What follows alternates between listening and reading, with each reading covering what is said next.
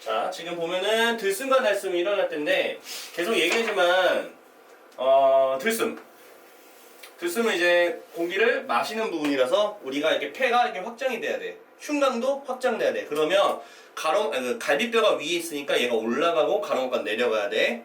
그래서 들숨에 있어서는 가로막근이 내려가는 거 맞고 얘는 올라가서 공간을 확장을 시켜야 돼. 근데 작아진다는 게 말이 됩니까? 안 되지. 확장돼야 된다고. 얘 확장됐잖아. 그러니까 정답은 3번으로 그냥 한 번 끝내는 거지. 자, 지금 호흡기를 나타낸 건데요. A부터 지금 D까지 되어 있습니다. 지금 각각의 기호가 나타내는 곳이 어느 쪽인지를 정확히 판단을 해주셔야 됩니다. A는 뭐 코겠죠, 코. 비강, 코겠죠. B는 이제 기관이라고 하겠죠, 기관. 그 다음에 C는 뭐 폐포? 뭐 기관지? 좀 더 디테일하게 뭐 폐포라고 말할 수도 있을 것 같은데 그냥 기관지라고 할게요. 여기는 약간 좀 약간 갈라져 있는 거를 좀 나타내고 있기 때문에 아시겠죠? 자, D는 좀 그냥 막혀 있는 거 나타내는 거 보니까 이건 폐를 나타내는 것 같아요. 좀 대략적으로 보시면 될 것 같아요. 자, 1번 B는 기관이죠. 맞죠? 자, B는 기관으로서 두 개의 기관지로 갈라지는 거 맞죠? 나중에 이렇게 갈라질 거다 라는 얘기예요. 알겠죠? 그래서 맞다라고 보셔야 될 것 같고, D는 폐로서 수축과 이완을 할 수 있다. 근데 중요한 게 뭐예요? 스스로. 그렇지. 스스로는 절대 안 된다. 자, 왜 그러냐면요. 폐는 근육이 있다 없다? 절대 근육이 없어요. 스스로가 될 수 없어요. 그래서 정답은 2번이라고 할 거예요. 다른 거 볼게요. D는 폐죠. 폐포로 구성이 되어 있는 거 맞고요. 그로 인해서 표면적이 넓기 때문에 좀 더 효율적으로 공기를 흡입, 방출 다 할 수 있다. 4번. 공기가 A, B를 지날 때, 자, 코와 그 다음에 기관을 지날 때 이 안에 이제 먼지나 세균이 걸러지면 그게 퇴, 가래가 되는 거죠. 맞죠? 숨을 들이쉬면 공기가 A, B, C, D로 순서로 이동한다. 이건 기본적인 부분이니까 2번이 정답이 된다. 자, 이 문제는 이제 배설에 관련된 건데 A, B, C, D가 나와 있기 때문에 한번 뭐 명칭을 한번 해볼게요. A는 콩팥이죠? 뭐 콩팥이라고 해도 되고 우리는 심장이라는 말도 써도 상관없어요. 이거는 뭐 둘 다 쓰시면 되고, 얘는 이제 콩팥을 모았던 깔때기에서 지나가는, 맞죠? 이거를 오줌관이라고 하죠. 오줌관. 이거는 이제 오줌을 모아두는 기관, 저장하는 기관, 방광이라고 하고요. 방광에서 수축하면 요도로 나오는 거야. 이게 요도예요. 알겠죠? 자, A에는 네프론이 있는 거 맞죠? 일단 오줌이 저장하는 게 아니고 생성하는 거 맞죠? 1번 맞고요. B, 오줌관인데, 자, 콩팥과 방광을 연결하는 건 맞는데 이게 세뇨관은 아니잖아. 아, 이 말 같지도 않은 소리가 있어요. 여기에 네프론의 구성에 세뇨관이 들어가는 거니까 2번이 틀렸고, 다른 거 볼게요. C는 방광입니다. 콩팥에서 만들어지는 오줌을 모아두는 거, 저장하는 거 맞는 말이고, D는 요도입니다. 그렇게 저장된 방광에 있는 오줌이 몸 밖으로 나간 통로 맞죠? 혈액의 요소 농도는 동맥에서 보다 안 봐요. 저는 정맥이 중요한 걸로 보자. 자, 정맥은요 지금 어떤 개념이냐면 얘는 콩팥 정맥이라는 얘기는요 동맥과 정맥은 뭐예요? 심장에서 나가는 거 들어오는 거죠. 근데 정맥은 심장으로 들어갈 거야. 이미 다 한 바퀴 돌고 갈 놈이야. 맞지? 그러니까 아무래도 얘는 깨끗하게 걸러졌을 거란 말이죠. 그러니까 정맥에서는 요소 농도가 낮은 거 맞겠죠. 깨끗하게 걸러질 거니까. 그래서 5번도 맞는 말이죠. 자, 지금 개를 한번 볼 건데요. 지금 영양소가 들어오는 걸로 봐서는 소화시키는 거에 관련됐기 때문에 소화계라고 해주셔야겠죠. 그리고 나는 당연히 호흡계가 되는 거야. 얘는 뭐 세 가지 똑같으니까 괜찮고. 근데 이제 이걸 보면은, 자, 호흡계도 니네가 들이마시는 거는 산소죠. 얘는 CO2가 되겠죠. 내보낼 거니까 찌꺼기라서. 그래서 A는 이산화탄소죠. 얘는 산소죠. 정답은 2번으로 하셔야겠다. 자, 세포호흡에 대한 건데, 일단 세포호흡은 세포가 O2를 마시는 거야. 세포호흡은 그 세포가 산소를 먹고 그 다음에 영양소도 먹어야 돼. 그래야 우리가 그 세포호흡이라고 해. 그러면 산소가 영양소를 태워가지고 에너지를 얻어가는 거야. 이해가시죠? 그래서 1번은 맞는 말이고 그 활동이 뭐냐면 생명 활동에 필요한 에너지를 얻는 과정 이거는 그냥 그 자체적으로 맞는 말이고 산소를 이용해서 포도당과 같은 영양소를 분해함으로써 에너지를 얻어가는 거 맞고 4번은 그걸 에너지가 나온 걸 이거 하고 이거 하는데 에너지가 사용되는 거 맞지? 써야지. 체온 유지하는데 에너지 쓸 거고 근육운동 에너지 쓰고 학습 활동에도 에너지를 당연히 써야 돼. 정답 5번이야. 이게 왜 틀리냐면 분해되는 누구를? 영양소를 호흡기를 통해 이동시킵니까? 뭐 포도당에 들어옵니까? 뭐 기도로 포도당에 들어가는 것도 아니고 기도로 포도당에 어떻게 들어가? 기체가 들어가야지. 이해했어? 그래서 요거가 틀렸죠. 5번이 정답이 되겠죠. 자, 지금 이 문제는 뭐 전등 자체를 가지고 온도계를 한번 각자 좀 설치를 한 것 같아요. 얘는 연직 수온 분포에 대해서 측정하는 장치라고 되어 있고요. 그 결과 날을 가지고 우리가 뭐 적외선 등만을 켠 후와 적외선 켜고 심지어 부채질까지 했어. 이 두 가지를 나눠서 실험하겠다. 부채질을 했다는 얘기는요, 바람이 불었다 보시면 되고요. 적외선은요, 태양이라고 생각하면 돼요. 그래서 이게 아마 부채질을 한 거는 바람이 많이 부는 쪽에 대한 위도를 설명한 것 같고 적외선만 비친 거는 바람이 전혀 불지 않는 적도 같은 데를 우리가 설정한 것 같아. 그럼 바람이 많이 불게 되면 혼합이 너무 잘 되기 때문에 혼합층이 좀 두꺼운 요 나의 B 같은 층이 만들어질 거야. 괜찮죠? 그러면 A는요 바람이 거의 불지 않은 거라고 보면 되는데 이게 적도 쪽이라고 보시면 되는 거예요. 이해가시죠? 그런 거에 대한 실험 설계다. 그러면 적외선은 태양도 에너지가 맞고요. 부채질은 바람에 비유된다라는 기억이 맞다라고 하기 때문에 2번과 4번은 아웃이 되는 거고 니은은 적외선 등을 켰고 부채질을 하면 깊어질수록 수온은 높아진다. 어쨌든 수온은 낮아져야지 왜 높아져? 안 그래? 내려갈수록 낮아져야지. 이건 말도 안 되는 소리 하고 있는 거예요. 자체적으로. 그래서 5번 틀리고 그래프 A는 적도 쪽이잖아요. 적외선을 켜고 부채질을 한 시험 결과는 아니라고요. 적도 쪽은 바람 거의 안 불어요. 아시겠죠? 그래서 디귿이 틀리니까 1번이 정답이고요. 다른 거 볼게요. 그래프 B는 적외선 등만을 켜고 실험을 야 이거 두 개가 결과가 다르다고 했는데 하나 틀리면 이것도 틀리지. 둘 중에 하나가 맞아야 되니까 틀렸고요. 적외선을 켠 후 수온을 측정하게 되면은 깊어질수록 수온이 낮아진다. 이건 당연한 얘기잖아. 맞죠? 낮아져야지 기본적으로. 정답은 1번이 되겠다. 이런 실험이에요. 자, 보통 염분이라고 해서 PSU라고 하거나 퍼밀이라고 하죠. 뭐 퍼밀은 뭐 이렇게 쓰기도 하잖아. 맞죠? 이렇게 쓰는데 이 퍼밀이라고 되어 있어요. 근데 단위를 좀 기억해라. 단위를 기억해라. 자, 퍼밀이든지 저 PSU의 단위는요. 해수, 바닷물이죠? 바닷물이 1000g에 대해서 g수를 얘기를 하는 겁니다. 알겠죠? 염류가 어쨌든 근데 33 PSU인 해수 1000g이라고 맞춰져 있기 때문에 우리는 전체 염류의 g수를 찾을 수가 있어. 쉽게. 그냥 33g이 현재 있는 거야. 염류가. 괜찮죠? 이 중에서 염화나트륨의 염류는요. 전체 염류 중에서 78% 차지하니까 여기다가 우리가 78%에 해당이 되는 g수를 찾으면 그것이 정답이 되는 거죠. 그러면 문제를 내가 살짝 바꿔볼게요. 어떻게 바꿀 거냐면 33 PSU인 해수가 만약에 100g이다 라고 한번 가정을 해보자. 이해가시죠? 그러면 우리는 이 PSU라는 단위는 해수가 몇 g에 대해서 얘기를 해주고 있는 거예요? 1000g에 대한 거다. 맞잖아요? 이해갔어요?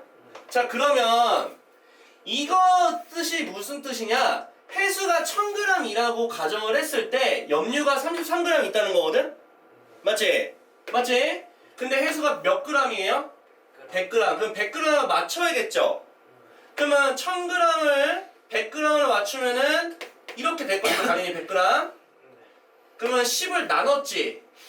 그러면 영양 10을 나눠야 돼? 안 나눠야 돼? 나눠서 계산을 해야지. 3.3g을 녹아있는 거야. 전체 염류가. 그럼 요 녀석의 78%를 해줘야 현재 가지고 있는 그람 수가 나온다라고 보시면 돼요. 단위를 맞춰놓고 해야 현재 가지고 있는 전체 염류량이 나온다고. 뭔 말인지 알겠죠?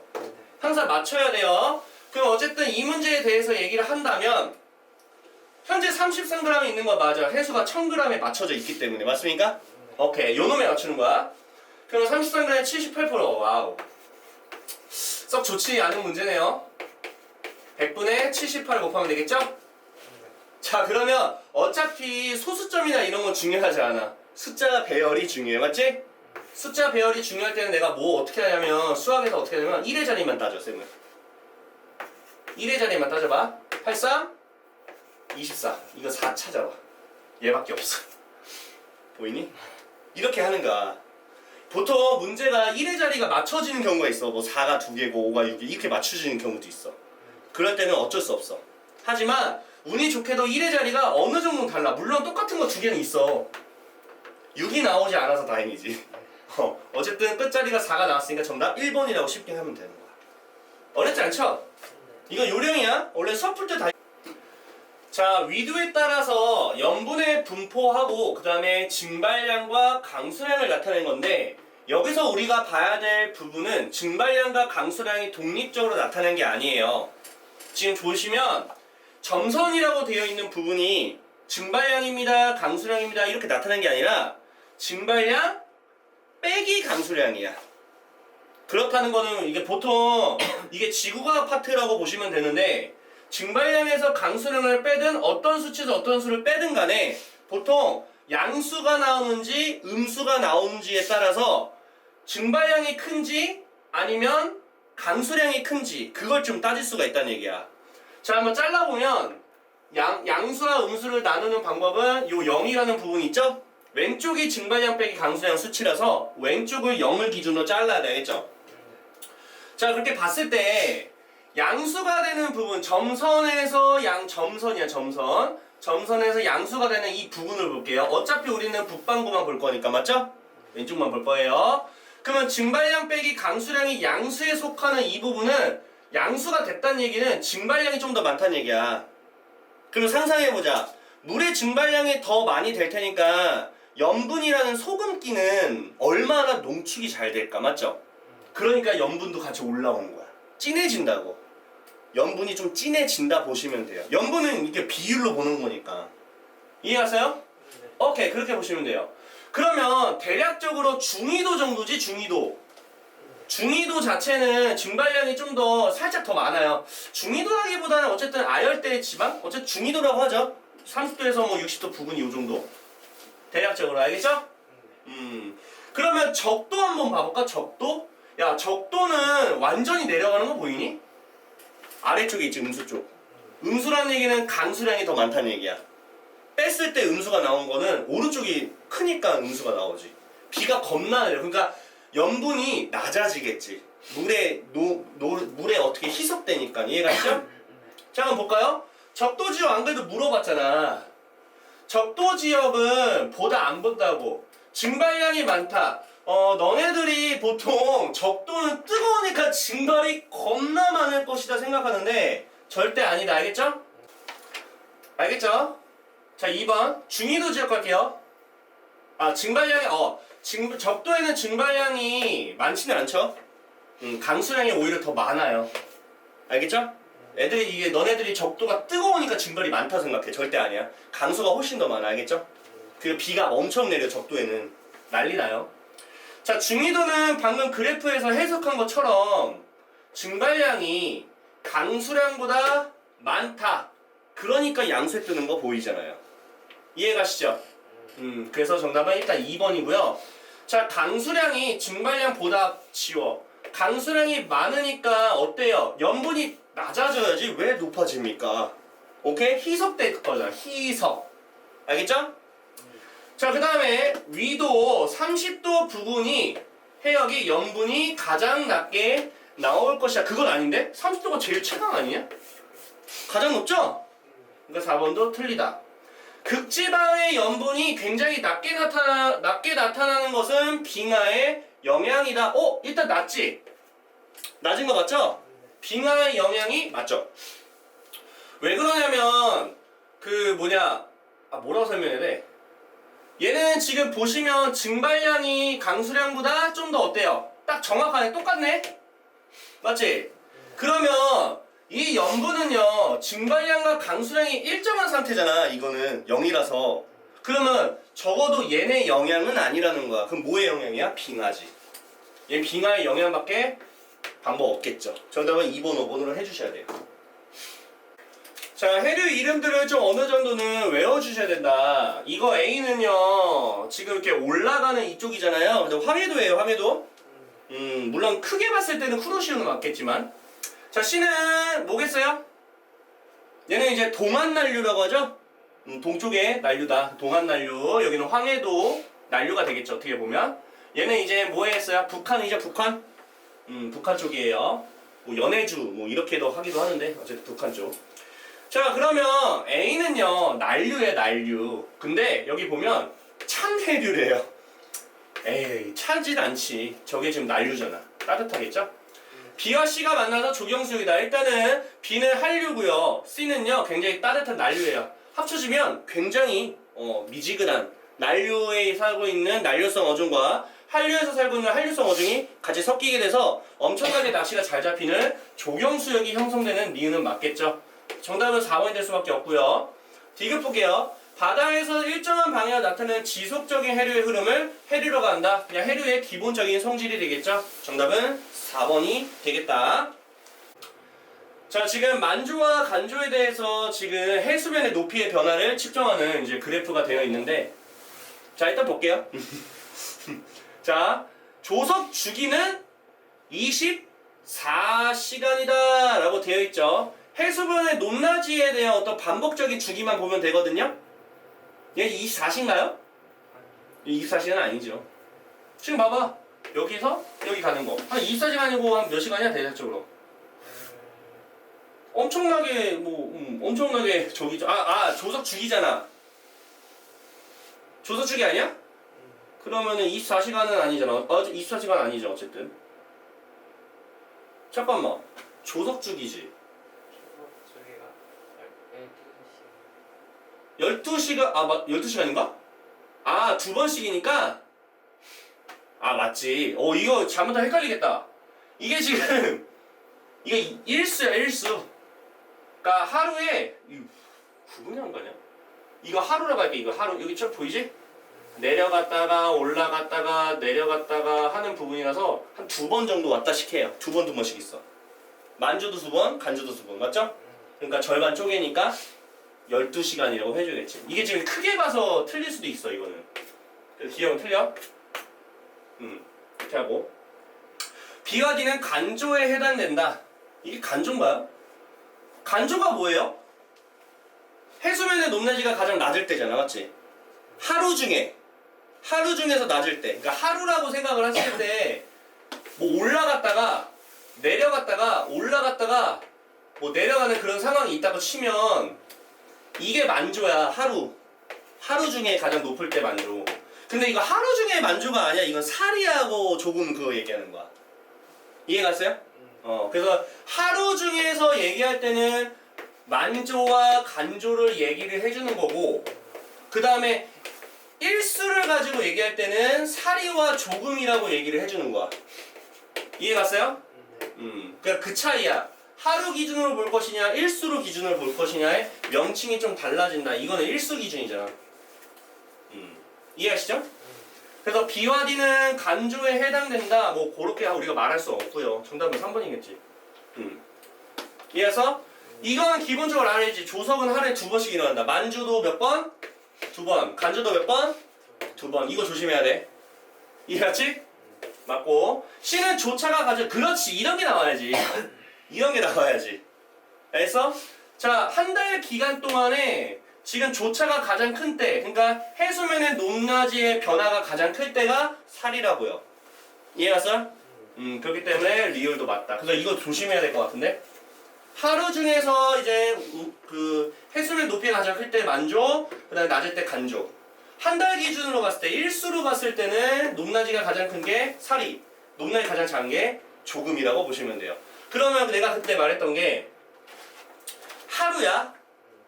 하루 중에 만조와 그 하루가 한 달 기준으로 봤을 때 사리까지 겹치는데 비도 개 많이 와. 난리 나요. 이거 세 가지가 다 만족하잖아.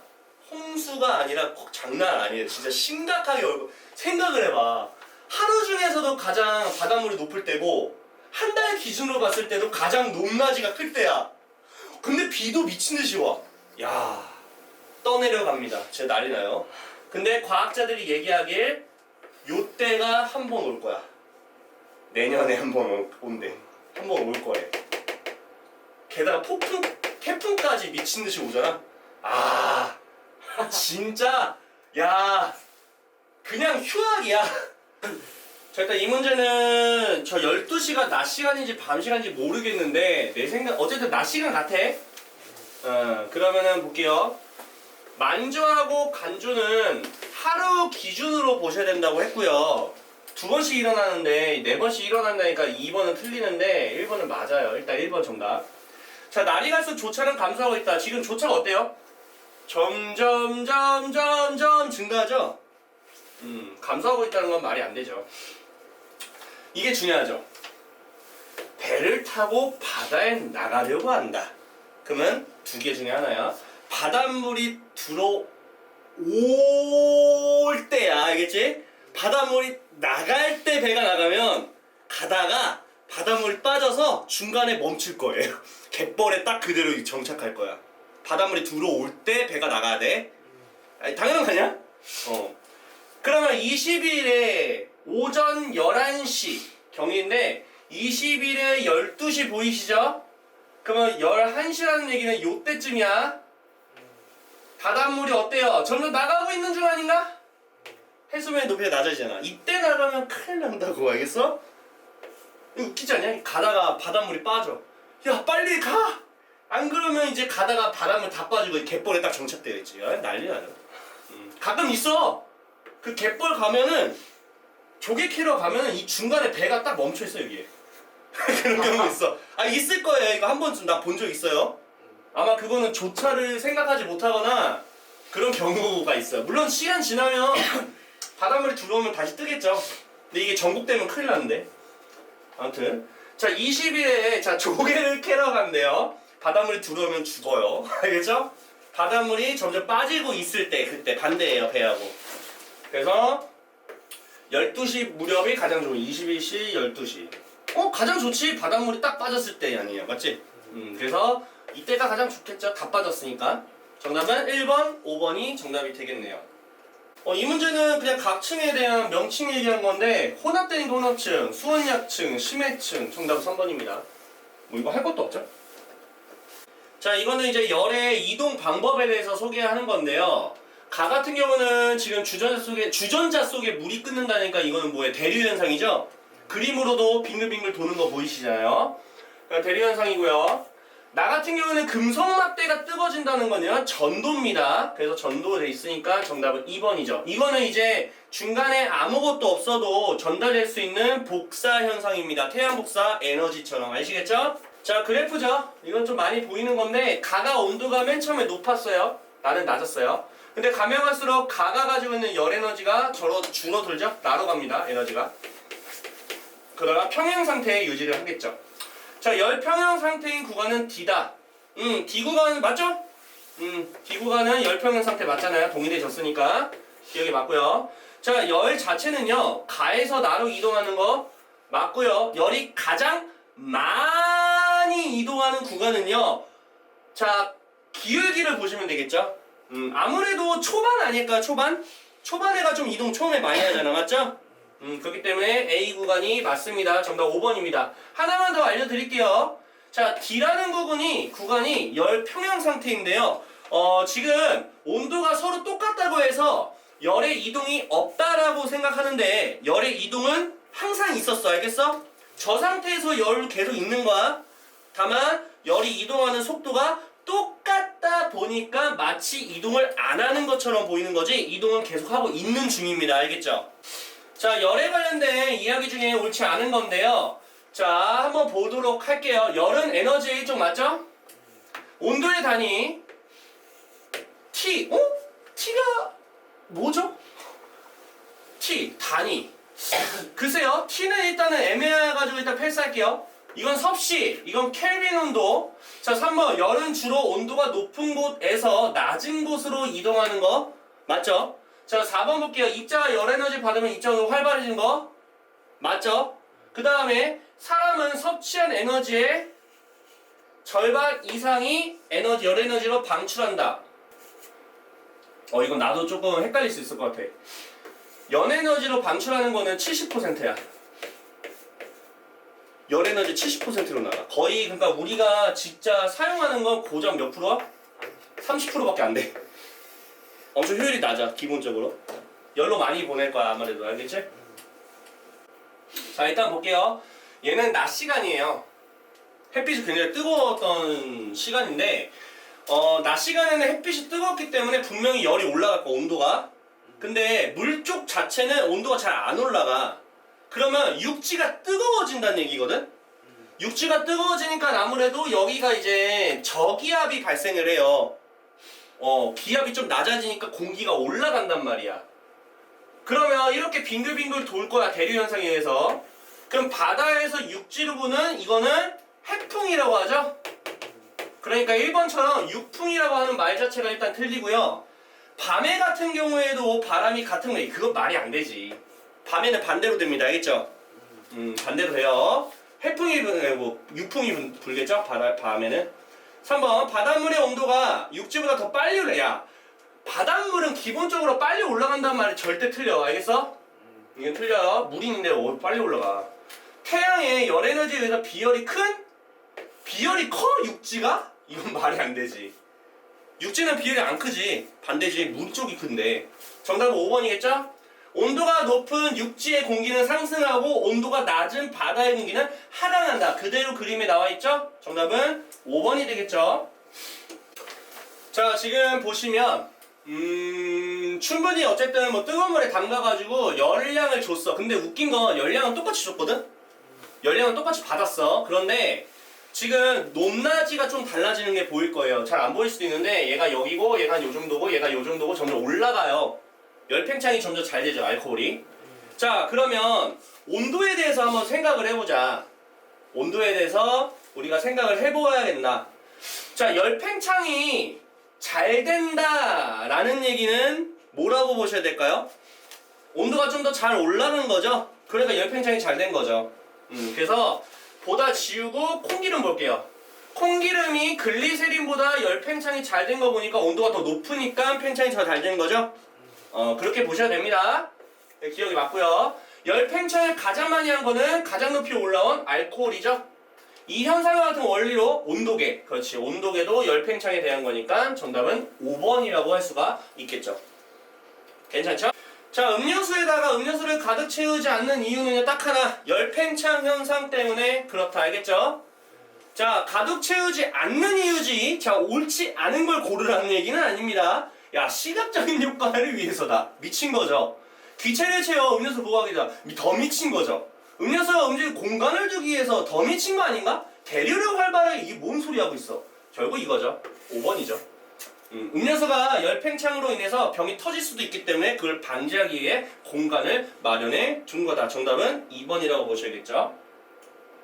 자, 이 문제는 온도를 가열시켰을 때 옳지 않은 거에 대한 건데, 자, 온도 상승하는 거 맞고, 자, 이건 말도 안 되는 소리죠? 활발한 거 맞고, 부피 증가하는 것도 맞죠? 입자사의 간격도 증가하죠. 정답은 2번이죠. 와우. 너무 쉽네요? 자, 47번 보겠습니다. 비열에 대한 건데요. 지금 보시면 물은 비열이 큰 거 맞고요. 그로 인해서 온도가 잘 변하지 않죠. 자, 그 다음에 중요한 게 니은이죠. 비열이라는 건 물질의 특성이기 때문에 물 자체가 얼음이 되든 아니면 액체가 되든 기체가 되든 비열은 똑같습니다. 그렇기 때문에 물질의 상태가 같으면 같다가 아니라 물질의 상태가 달라도 같아요. 알겠죠? 그래서 얘는 아예 말 자체가 이상하게 풀이를 한 겁니다. 디귿 볼게요. 자, 물체의 질량이 같으면 같은 열을 가했을 때 비열이 작은 물질의 온도 변화가 작다. 비열이 작다는 얘기는 온도 변화가 크다는 얘기 아닌가? 맞죠? 그러니까 얘도 말이 안 되죠. 정답은 1번이 되겠죠. 비열이 작아야 온도 변화가 커요. 알겠죠? 비열이 크면 온도가 잘 변하지 않는 거고, 알겠죠? 그래서 정답은 1번으로 해주셔야 돼요. 자, 이 문제 되게 중요해. 100% 나와. 내가 절대로 이거 공식을 외우는 게 아니라고 했어. 알겠어? 자, 일단은 개념부터 좀 설명해 줄게요. A는 온도 떨어졌죠? B는 온도가 올라갔죠? 맞아요? 그 열량을 누가 준 거야? A가 가지고 있는 열량을 B한테 준 거 아니야? 그러면 A가 잃은 열량이 있을 거 아니야, 맞지? 그럼 B가 얻은 열량이 있을 거 아니에요? 맞아, 틀려요? 이게 같아, 달라? 같아요. 그런데 지금 주어진 게 A의 비열을 알려줬죠? A의 그람수 알려줬죠? 그러면 A가 몇 돈지 찾아야 돼, 안 찾아야 돼? 찾아야 돼. 근데 뭘 구하는 거야? B에 출입한 열량, 즉 한마디로 B가 얻은 열량을 물어본 거 아니야? 그럼 우리는 A의 비열을 알려줬기 때문에 A에 대한 정보를 찾아야 돼, 이쪽으로. 같은 거니까, 양 자체가. 그래서 A가 잃은 열량을 찾아주는 게 포인트야, 알겠어? 그러면 A의 비열 나와 있잖아요? A의 비열은 현재 0.3 단위 써야 돼, 이거.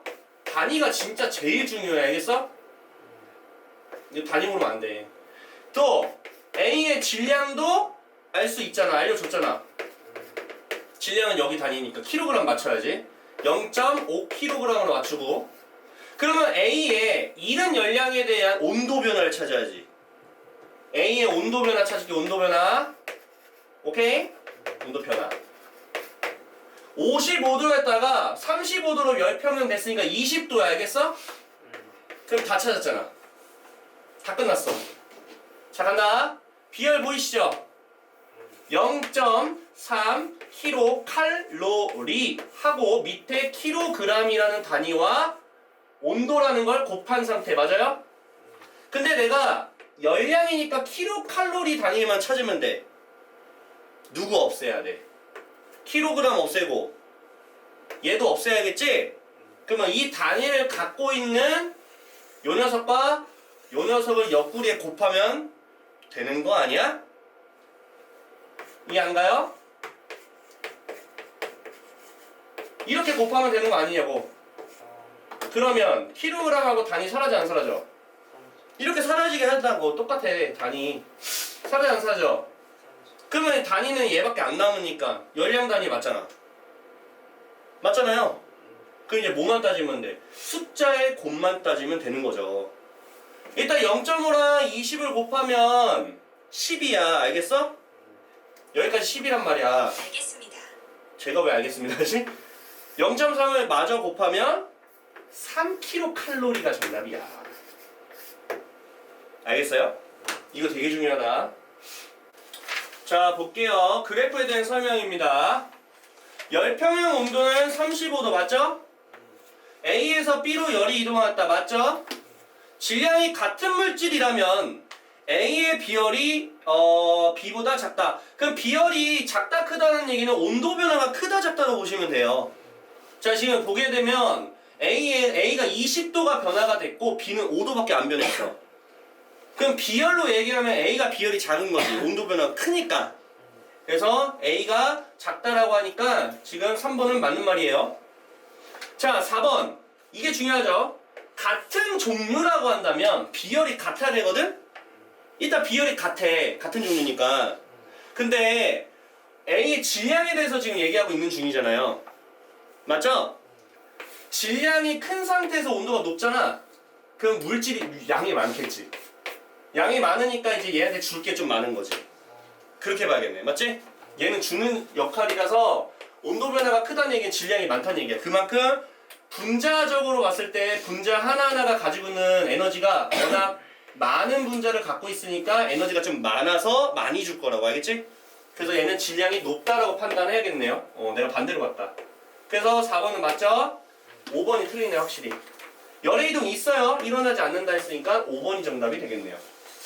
비열을 옳게 나타낸다. 그러면 처음 온도와 나중 온도로 다 나와 있어요. 변화만 보면 돼요. 얘는 변화가 대략적으로 한 16 정도, 얘는 6도 정도, 얘는 몇이냐? 6에서 빼니까 뭐 한 6이니까 12도 정도?